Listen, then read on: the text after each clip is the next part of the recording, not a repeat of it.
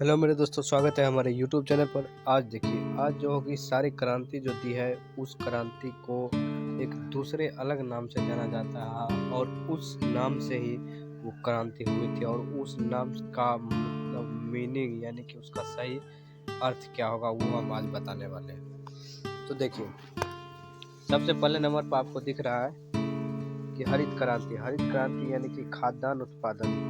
हरित क्रांति का मतलब खाद्यान्न उत्पादन, यानी कि जैसे कोई हरा भरा जो घास है या कोई फसल है उसको उत्पादन करने में इसका उपयोग यानी कि इसका नाम दिया गया है। तो इसका नाम क्या दिया गया? हरित क्रांति, खाद्यान्न उत्पादन के क्षेत्र में। और श्वेत क्रांति, तो श्वेत क्रांति के नाम से जानवे करते हैं, इसका होगा दुग्ध उत्पादन। ठीक है,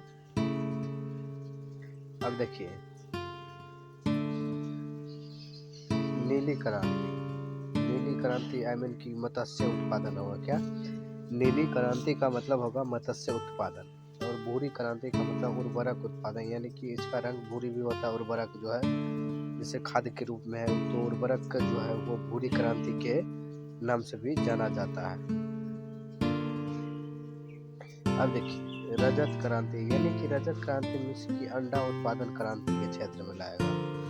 रजत क्रांति का मतलब कि अंडा उत्पादक क्रांति के क्षेत्र में लाया गया। और पीली क्रांति जो तिलहन पदार्थ जितना होता है वो पीली क्रांति के क्षेत्र में है। पीली क्रांति का क्षेत्र अगर आपको पूछ देगा तो उसमें क्या आ जाएगा?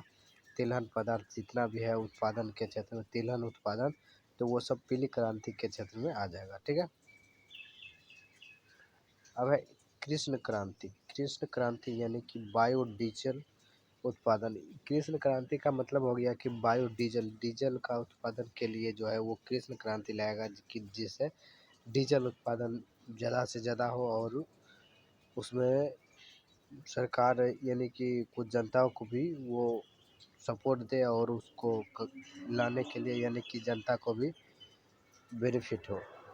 और लाल क्रांति का मतलब हो गया कि टमाटर मांस उत्पादन। ठीक है, लाल क्रांति का मतलब हो गया टमाटर और मांस, ये दोनों लाल क्रांति के अंतर्गत आ जाता है।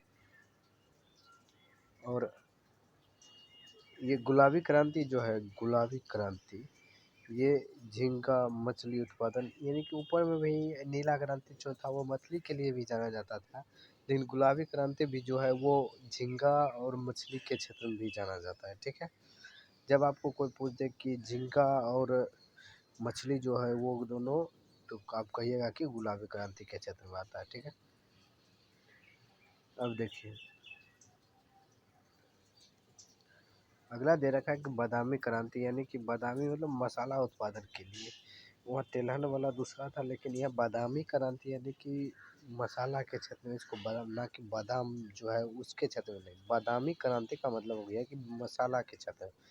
और सुनहरी क्रांति यानी कि फसल उत्पादन के। सुनहरी क्रांति में फसल उत्पादन के लिए कि सरकार से की मांग की है कि वो फसल उत्पादन कर सके और उसका सही रेट जनता को मिल सके।